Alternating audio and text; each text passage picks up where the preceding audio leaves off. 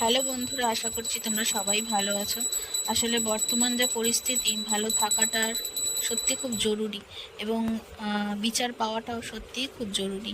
কারণ যে নির্যাতিতা সে ভীষণ কষ্ট পেয়ে মারা গেছে, তোমরা সকলেই জানো। এটা নতুন করে বলার কিছু নেই।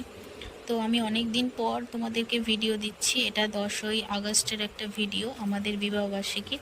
তো সত্যি বলছি, কোনো মনে ইচ্ছাই ছিল না কোনো ভিডিও ছাড়ার। তো ভাবলাম যে দেখো, যার যার কাজ তাকে তো করতেই হবে, তাই না? স্বাভাবিক জীবনে তো ফিরতেই হবে। তাই জন্যই এই ছোট্ট করে ভিডিওটা দিচ্ছি।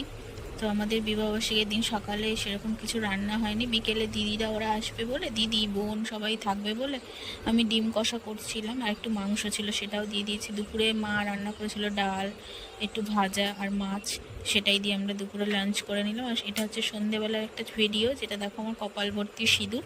তো এই ভিডিও ডিটেলসটা তোমাদেরকে পরে শেয়ার করবো।